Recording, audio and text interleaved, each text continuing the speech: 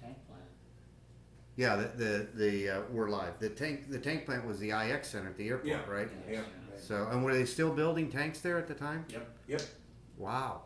All right, Tom. So a little bit different. These guys are the 60s. You're 55. Right. Well, my recollection is of Pearl Harbor, and my family and I were in a restaurant, Clark's Yorktown, down 117th in Clifton.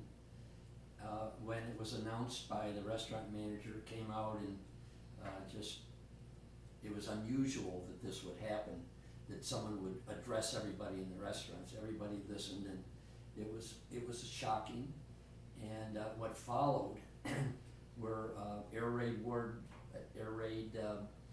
drills in Bay Village. We would periodically have to block out all light from your home at night, and I can remember sitting with blankets over the windows, and it was blackouts. Yeah.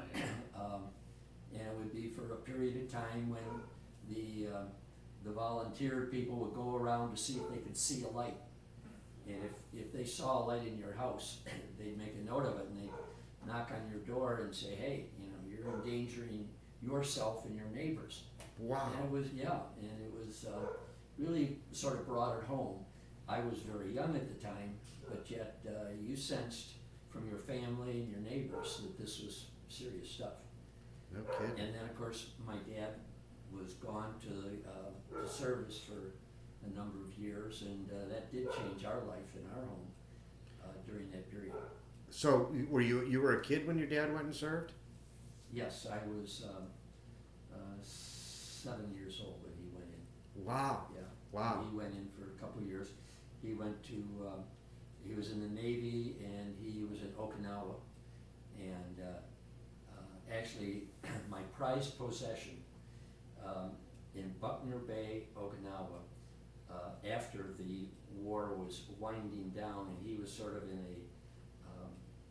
a follow-up crew, he took a wheel off a boat that had been destroyed there, and he cut it up, put it in small packages, and he mailed them to Reverend Crakey, who was the pastor of the Methodist Church.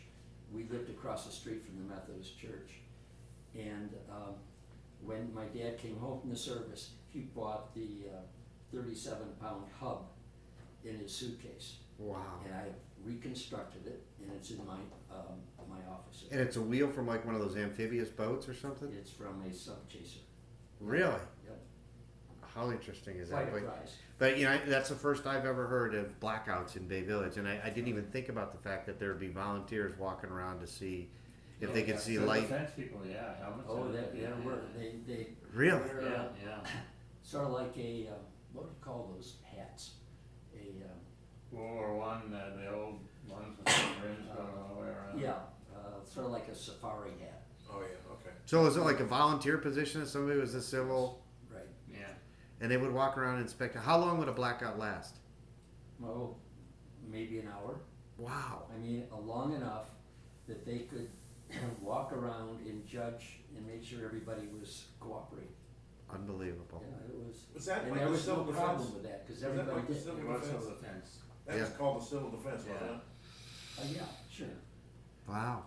Because that's Amazing. what, civil defense turned into what the auxiliary police is right now. Okay, hold on. We're going to pick up.